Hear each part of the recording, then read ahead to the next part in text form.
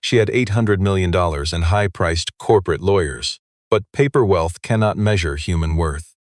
Wearing a ragged coat, she sat on a cold step posing as someone with absolutely nothing to offer. She did this not out of need, but to see if his integrity remained pure when facing someone who could never benefit him.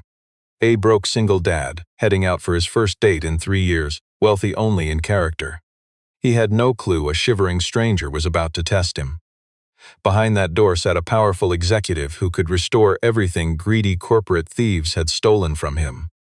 He stopped to buy her coffee, a selfless act that instantly shattered her test. You and I will see how pure kindness shatters a corporate plan. Proving character is the ultimate currency.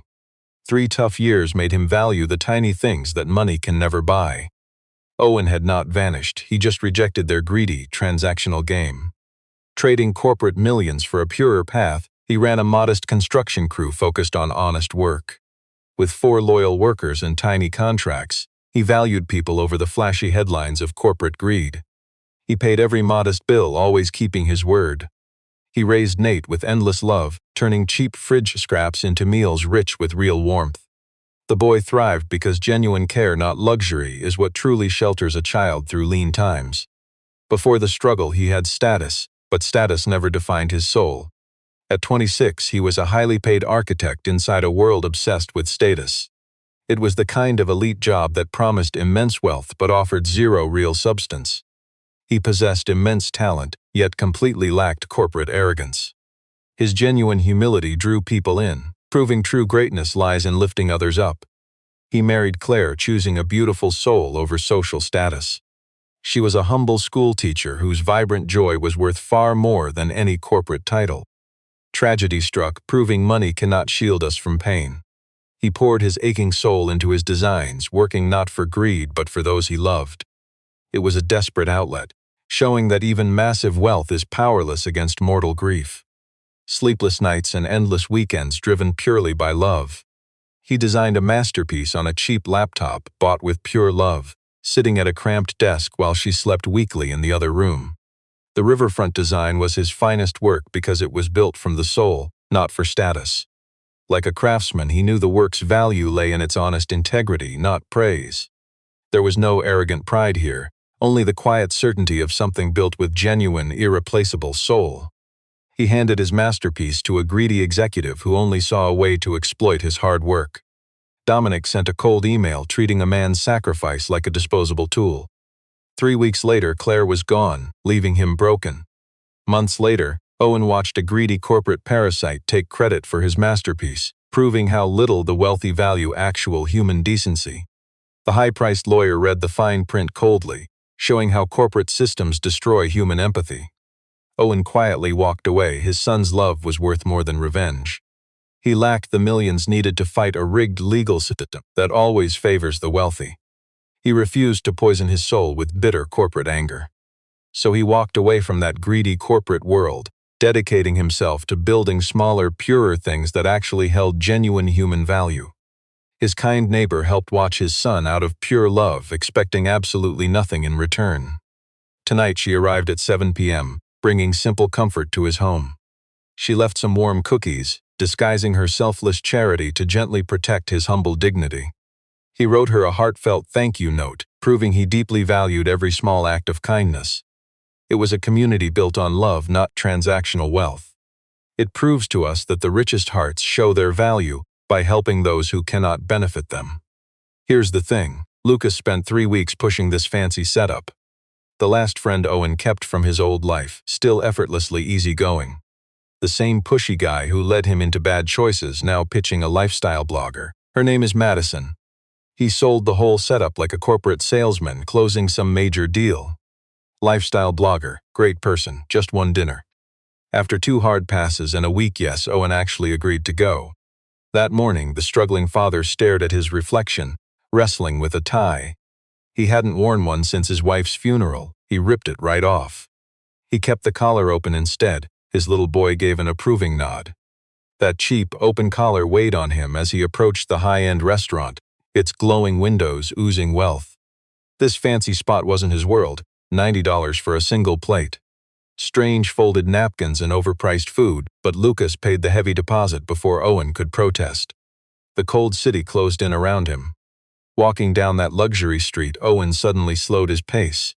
A woman sat on the freezing steps, shivering in a battered coat that had seen far too many winters.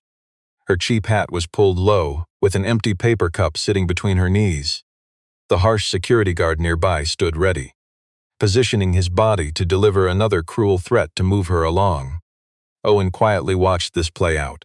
Then he turned, walking 30 meters to a cheap food cart. He came back with hot coffee and a fresh sandwich, placing them gently beside her without any fuss. "Cold tonight," he murmured, "freezing out here." Then he stood up and reached for the door. He did not ask her name, nor did he wait for thanks. He was not performing for an audience. He simply helped. True worth is shown in how we treat those who can offer us absolutely nothing. But you and I know what he missed during those brief 15 seconds. The woman hiding beneath that cheap hat studied him with the absolute focus of an expert. Someone who knew true character only shows when we think nobody important is watching. Her real name was Giselle Harmon. At just 28, she was a wealthy CEO managing a massive $800 million investment portfolio. She had been sitting on that freezing stone step for nearly 2 hours. Her ragged coat was a cheap prop, her luxury smartphone sat hidden in her sock. She had repeatedly refused her assistant's offer to bring a warmer designer coat. The real reason this incredibly powerful woman sat shivering on the dirty sidewalk, underneath that disguise outside the restaurant, was to expose a wealthy fraud she spent 8 months building a massive case against. Dominic Ashford. Ashford was the slick chief executive of Vantage Design Group, a firm that rode one celebrated design into a decade of highly lucrative contracts. That massive project, the Kessler Riverfront development, a 3.2-kilometer transformation of the East River waterfront, was pitched to the city council by Dominic Ashford, with his name stamped proudly on every page. It secured Vantage $120 million in initial contracts, with endless consulting fees driving that total higher over the greedy years. Ashford even accepted a prestigious design award for his supposed brilliance, his polished face plastered all over the industry journals. Let us look at this together. The other guy had fame and status on paper, but Owen Merritt totally invisible. Giselle's high-priced corporate lawyers actually caught this lie 8 months ago, buried deep inside a server archive that Vantage forgot to wipe during a routine system update. The original digital signatures on those blueprints remained completely untouched. The creator field clearly showed the name O. Merritt. That date stamp beat Ashford's fancy city council pitch by 14 months. 14 months of sleepless nights and gear, the quiet, pure devotion of a man who valued his craft over cash. Giselle tried contacting Owen twice using various corporate middlemen. Both times he just quietly slipped away, never angry. Just silent, like a weary soul who knows some doors only open for wealth, and simply stopped knocking. So she ignored her expensive lawyers, leaving her high-status world behind to step onto the streets herself. Not as a wealthy chief executive, but as an ordinary person seeking to witness his true character firsthand. The genuine threat that night was Madison Clark. Just 2 weeks earlier, detectives linked Madison directly to Dominic Ashford through 3 dirty corporate connections. They left nothing to chance. Ashford spent $2,000 on a planner to push Madison toward Lucas at a busy industry mixer. Lucas was an honest guy with zero clue about the cruel trap being set for him. He brought her straight to Owen as a simple favor. Hidden inside Madison's expensive designer purse, according to those same private detectives, lay a sneaky contract that Giselle's legal team flagged as a complete waiver of rights. Owen would receive $15,000 in exchange for giving up every single intellectual property claim against Vantage Design Group over that massive Kessler project. We have all seen this corporate greed. $15,000 to steal a dream worth hundreds of thousands, maybe millions. Disguised, Giselle shifted on the freezing concrete step, clutching the coffee Owen gave her. She felt the unselfish warmth of a man who helps those with nothing. She watched closely through the diner window the moment he arrived. The kind, respectful way he pulled out Madison's chair. How patiently he held his glass, genuinely listening to her. How his weary shoulders tensed up the exact second Madison said something that sounded incredibly fake. She could not hear their words, but his body language spoke volumes. 15 years in high-stakes boardrooms taught her to read quiet moments. Watching Owen's exhausted posture, she did not see a naive fool being easily tricked. We all know that look. He was exhausted, and being bone-tired is far more dangerous than being naive. Indoors, the date looked perfect on the surface. Madison was a master at faking genuine care. Owen valued her presence, completely unaware that her warmth was just a paid corporate transaction. She said all the right things, leaving plenty of room for Owen to reveal his genuine heart. She ordered the precious meal and told a fancy story about Lisbon that was likely pure fiction. She acted like a caring companion, draped in a dress the color of an expensive vintage wine. And for 45 quiet minutes, Owen let his guard down, just a hard-working, humble father enjoying a meal with someone he thought cared.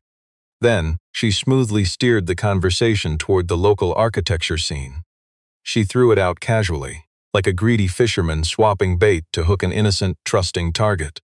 "I read about the Kessler project once," she remarked, reaching for her expensive wine. "That riverfront development, Vantage Design Group built it, right? Truly amazing work."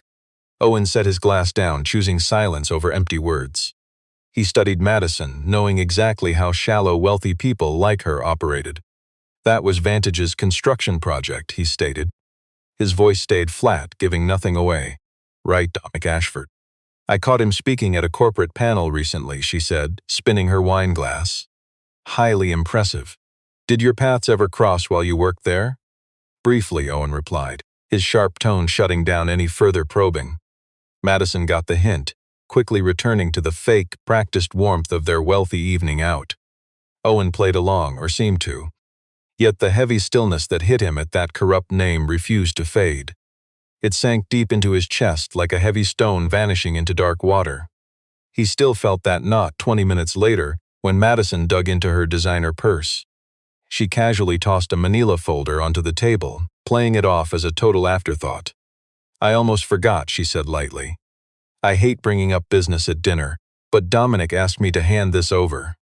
He mentioned an old consulting fee from years ago that was never completely squared away. "He just wants the file closed." Owen stared at the paperwork, refusing to touch it. "I have no idea what consulting work he means," Owen finally replied. Madison flashed a fake corporate smile, treating his honest refusal as a mere negotiation. "It's a very straightforward contract, basically just a minor formality. It pays $15,000, which they figured might help a struggling single dad." Owen kept his voice completely calm, showing neither anger nor warmth. "I read construction contracts every day. I never sign documents I haven't vetted thoroughly." Her smile froze, her eyes shifting nervously as she grabbed her phone under the table. The awkward angle of her wrist betrayed her sudden, panicked shift in focus. Owen noticed the frantic movement and stayed quiet.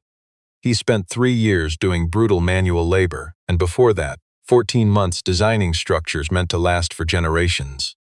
Somewhere along that hard road he learned a vital truth: the vast difference between a person of real integrity and a wealthy pretender playing a role. He calmly raised his water glass and simply waited. "This is where you and I see true character." Outside, Giselle watched through the window as Owen held firm. Dressed in rags, the CEO watched that dirty money hit the table. She watched the struggling father completely ignore the bribe. Something loosened in her chest. It was not quite relief. Not just yet, she had only analyzed his file. She built the case, but reading paperwork never reveals a person's true integrity. She desperately needed to see if he would sell his soul because he was broke, exhausted, and had a hungry 7-year-old at home. Many would. You and I know how easily desperation crushes integrity. She had to witness his true character. He never signed, ignoring the bribe completely. The undercover corporate leader stood up, pushing through the glass doors as the security guard looked up. He stared at the homeless woman entering, but the fierce, commanding angle of her chin and piercing eyes screamed pure corporate power. With absolute certainty. She knew exactly what she wanted, and absolutely nothing was going to stop her. She walked straight to their table, and Madison noticed her immediately. The poorest man had the richest heart. Meanwhile, wealthy Madison's face went dead like a dark screen.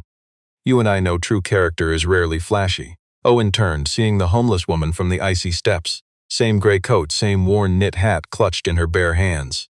No makeup, hair messy from the hat, just a powerful executive stripped of all empty, expensive pretense. Madison, Giselle said calmly. Her voice remained quiet and steady, meant only for their tiny table. I think we need to talk. I do not know who you are, Madison snapped. The snobbish woman tried to sound tough, but her voice violently shook. Giselle pulled out her phone, the exact device she had hidden inside her sock on the street. See, testing someone's true heart requires looking past outward appearances. She flashed the screen at Madison for 3 seconds. Not toward Owen, only Madison. Whatever Madison read, it was clearly enough. She shoved her chair back in absolute panic. I need to make a call, Madison blurted. The expensive bag stays, Giselle ordered, and your phone. A heavy, awkward silence stretched.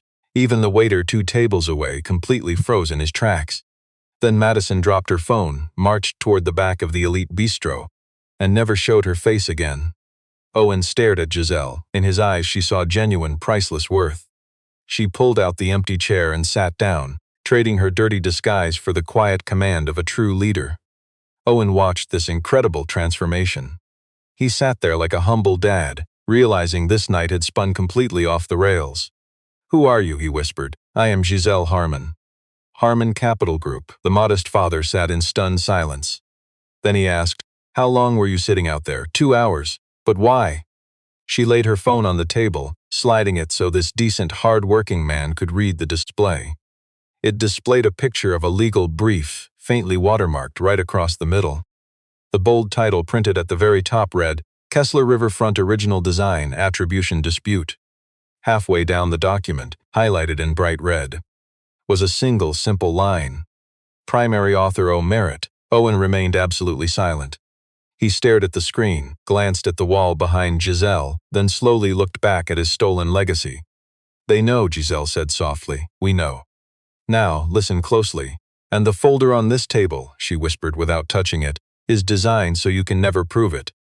He reached for the folder, flipped to the first page, and scanned that completely unfair opening clause. His rough, working-class hands gripped the paper, knuckles turning white. She silently gave him time to read. When he finally set it down, he looked up with an expression she never expected. No anger, no sudden relief. None of the petty greed or bitter anger you might expect from a man starved of justice for so many painful years. Instead, she witnessed a beautiful, genuine kindness that money could never buy. A profound sincerity this humble father had guarded for years, a pure soul that was only now, slowly, bravely being revealed. Tell me what you have, he asked softly, and she did. She spoke plainly, respecting his decent soul, too much to sugarcoat the painful reality of what had happened. Her legal team had unearthed his genuine original designs. Old files pulled off a forgotten backup server during their corporate audit. It was an audit started over corrupt city contracts, proving once again that greed always leaves a trail. The metadata proving his brilliant work remained untouched. 14 months of honest work, forever time-stamped and proven. You and I know greedy corporate giants get lazy. They never look deep enough to see the real human talent behind the work. Dominic Ashford greedily exploited that oversight. He used a shady contract clause to steal the ownership of everything Owen had poured his soul into creating. But my legal team pounced. We uncovered a massive loophole that Vantage's highly paid corporate lawyers had completely overlooked. The clause only covered designs built with company resources during official office hours. If Owen could prove his groundbreaking design work actually happened under his own roof, on his personal computer, entirely off the clock, the backup timestamps proved exactly that, rendering their predatory clause completely useless. We found a neighbor, I told him softly, a retired gentleman named Walter living on the 2nd floor. He remembers your home office light burning deep into the night. Most nights until 2 in the morning, long before you walked away from Vantage's greed. His sleeplessness meant he watched your window, witnessing your quiet, unpaid devotion. Owen stared at me in silence. We also tracked down your old college roommate, I said. And we recovered key digital timestamps from the backup server, proving you built those brilliant designs on a peaceful national holiday. Vantage's offices were locked completely tight. The files originated on your personal laptop, confirmed by the unique hardware signature. Owen sat completely still. The original hard drive, he whispered. I kept it. We hoped you did. Claire bought it for me, he murmured softly. He spoke his late wife's name like a sacred word from a forgotten language with the deep, fragile tenderness of someone terrified of breaking a beautiful, priceless memory. My wife, she gave it to me right when I began that Kessler design. A birthday gift. I chose to let that emotional silence linger. You and I both understand power, but in my years as CEO I've learned silence reveals a person's true heart better than any financial trap. What is it you want from a man like me? Owen finally asked. We need that drive as hard evidence to crush Vantage's corporate greed for good. In exchange, my company's elite legal team will represent you entirely free of charge, to fight Dominic Ashford and reclaim the massive fortune they stole from you. When we win this battle, and looking at our evidence, there is no doubt we will, you will receive your rightful share of the immense revenue built on your genius. That massive Kessler project has generated nearly $180 million in pure value over just 6 years. Owen let that staggering wealth hang in the air, completely unfazed by the millions. They offered me $15,000, he said, surprisingly at peace. He spoke without bitterness, like a man looking back at a long road, untouched by their corporate greed. They offered you practically nothing, I confirmed. Nearby, a rich couple gossiped, obsessed with status, blind to the true value sitting right beside them. Our small table candle flickered gently in the quiet draft of the room. Owen calmly picked up the thick folder, sliding it to the center of our table.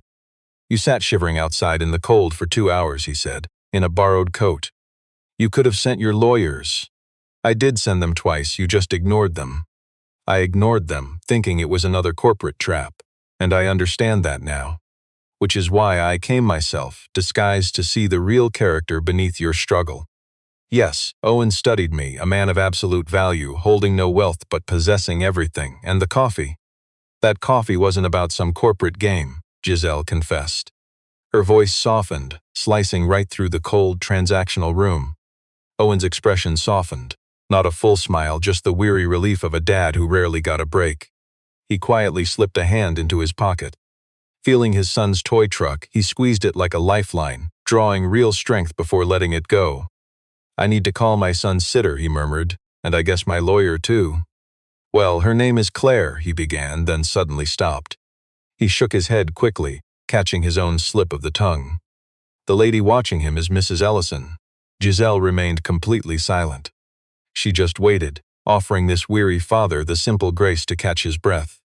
Meanwhile, hidden deep in the back of the restaurant, Madison Clark lingered by the service doors, dialing a dreaded number. You see, true courage rarely comes with a heavy wallet. Dominic Ashford picked up before the third ring. As she broke the bad news, his voice remained completely hollow. A heavy silence stretched between them, the kind of cold quiet that exposes the emptiness of corporate greed. He demanded answers with one icy question. She replied, more silence. Then he hung up without a single word. At 10:10 p.m., another phone rang inside Dominic's corner office on the 12th floor of the Vantage building. He had been trapped at his desk since 9 o'clock, sweating. An unknown caller ID flashed across his glowing screen. The voice belonged to a top lawyer inside Harmon Capital's massive legal department. He stated his name and firm with the cold, flat tone of a man accustomed to these devastating phone calls daily, reducing human ruin to cold, hard facts. The attorney bluntly informed Dominic Ashford that Harmon Capital Group had just slapped Vantage Design Group with a major municipal fraud lawsuit. A strict court order required them to preserve every single internal document, including all digital files and emails regarding the Kessler Riverfront project. And what's more, Harmon Capital's legal team was now representing Owen Merritt in his patent dispute. Mr. Merritt refused to sign your corrupt contract tonight, the attorney added sharply. His lawyers will be in touch about what happens next. Pure silence, then a cold, have a good night, Mr. Ashford. Dominic sat paralyzed at his expensive mahogany desk for a long time. You and I know that power is an illusion. The city lights below remained entirely indifferent to his crumbling empire. Madison never returned to their table. When Owen finally walked back, the disguised CEO sat silently, staring at 2 water glasses and that untouched file. They sat together for 40 more minutes, not even celebrating. No big dramatic show for the restaurant. Just quietly planning the difficult, practical steps that lay ahead. Owen asked sensible questions about the upcoming legal timeline. He expressed concern over who possessed the primary hard drive and the evidence. Twice he questioned if their lawsuit was truly strong enough.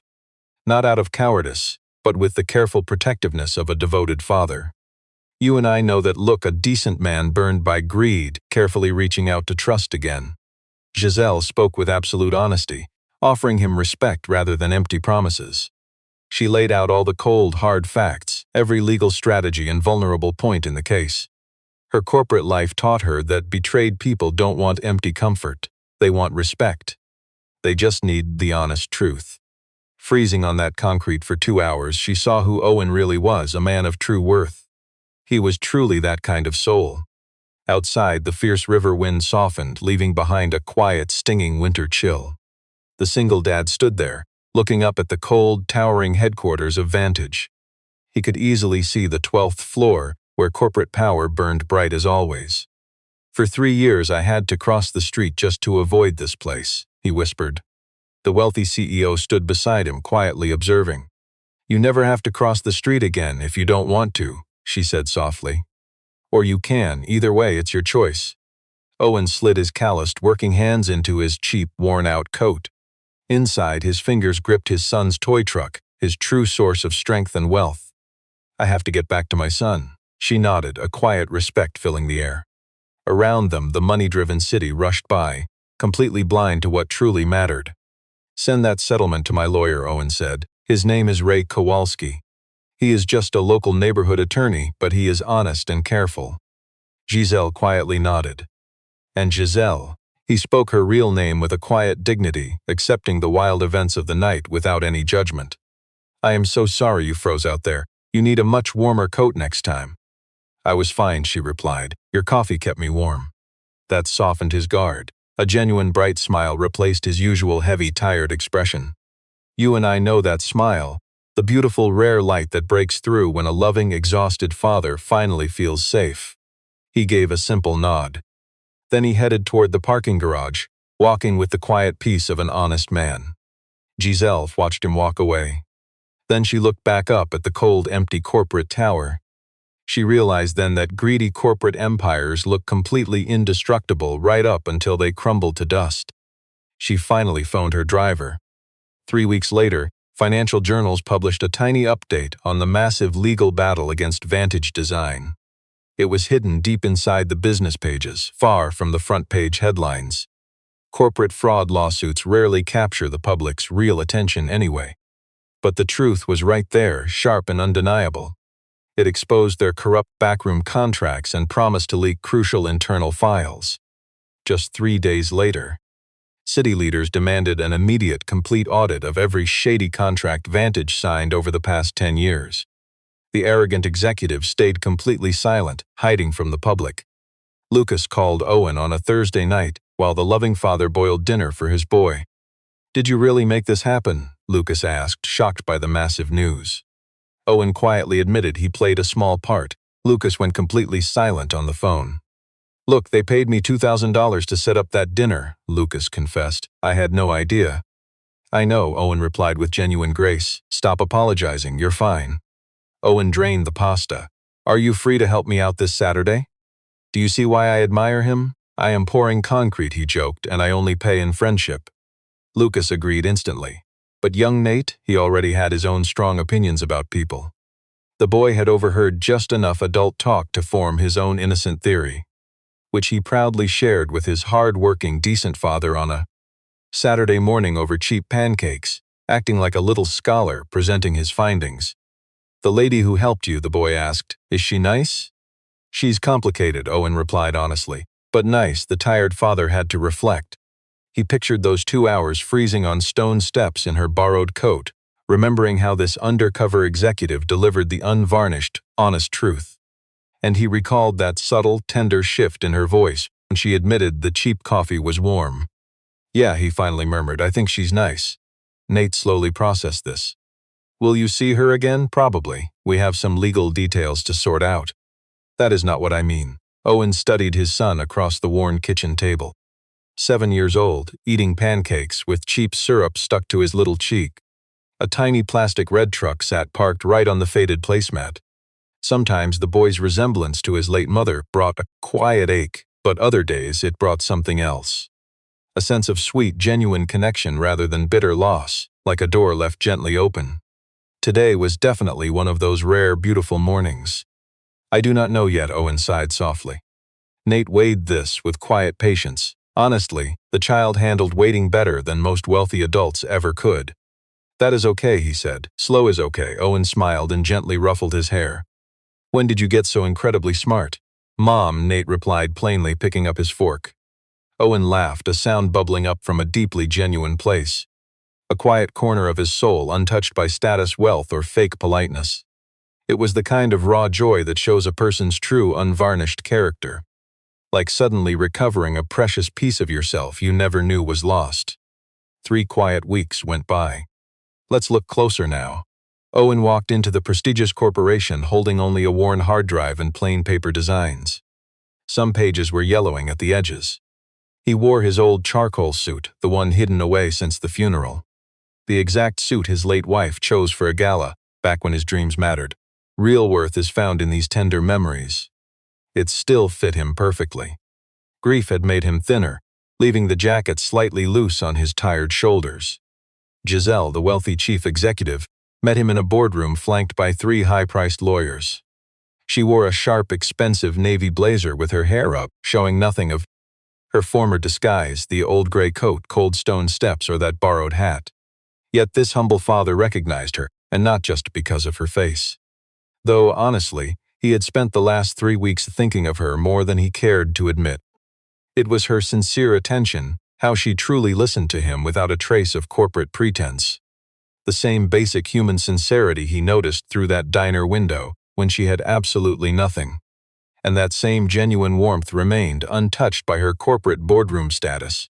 You see, sitting across from her immense wealth, he realized true character outshines any bank account. They collaborated for 3 hours, carefully preserving every detail on his humble, outdated hard drive. Owen patiently walked those corporate lawyers through his intricate designs, explaining the timeline with the precise care of a man who once believed his life's work was worthless. Yet speaking aloud now, he realized his tired mind still remembered every single detail. From his earliest concept sketches to the brilliant algorithm he built entirely on his own. His structural layering system. Owen explained every phase. High-priced lawyers took notes as digital proof finally confirmed what this humble father's honest work had always quietly maintained. Then the tense meeting paused for lunch. The expensive legal team stepped right outside.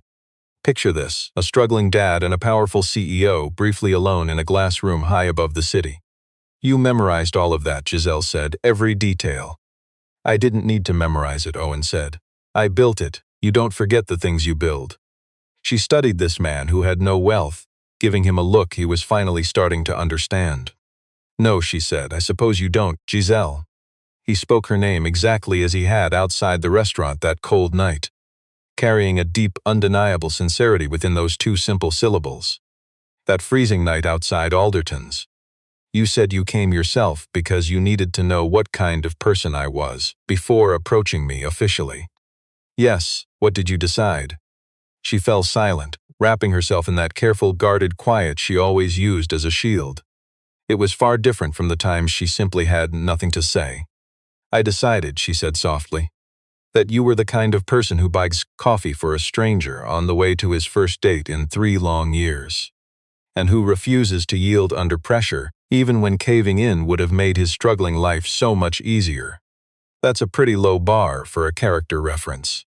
It's not a low bar, Giselle said. You'd be shocked how incredibly rare it is.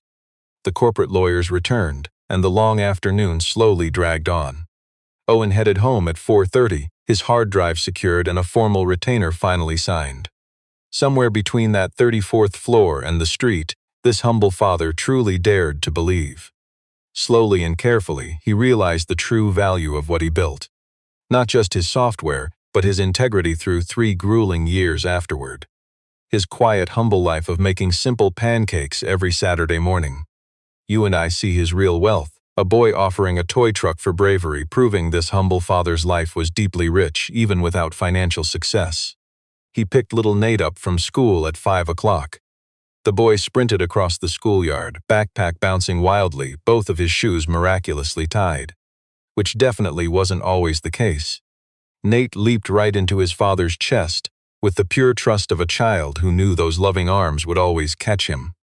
"How'd it go?" Nate asked. "Good," Owen said. "Really good?" "Really good." Nate pulled back, studying his dad with that highly assessing look. A look he had somehow inherited and applied to absolutely everything. "You look different," he said. "Different how?" The boy quietly considered it. "Like you're not carrying this massive weight anymore," he said. Before Owen could answer, the kid wriggled down and jogged toward their modest car. "Can we please have tacos?" Owen paused on that sunny sidewalk. In his slightly loose suit, this single dad stood tall, radiating the immense inner wealth of a truly good man. He pictured his tech drive resting safely in a vault on the 34th floor. He remembered the wealthy CEO who sat disguised in the freezing cold for 2 hours. Not because business demanded it, but because she needed to witness a truly rich heart for herself. Then he thought of his sweet son offering up that little red toy truck, saying, "Take it with you in case you get scared." I watched a young boy look at his broke father, absolutely certain this man deserved the entire world. Under my homeless disguise, we could see what Owen already knew. Real dignity never shouts for attention. It doesn't beg to be recognized. It quietly survives beneath the heavy weight of exhaustion and constant struggle. Through years of burying his pride, just to keep things completely steady for his boy Nate. Character remains like a solid foundation, even when the rest of life collapses around it.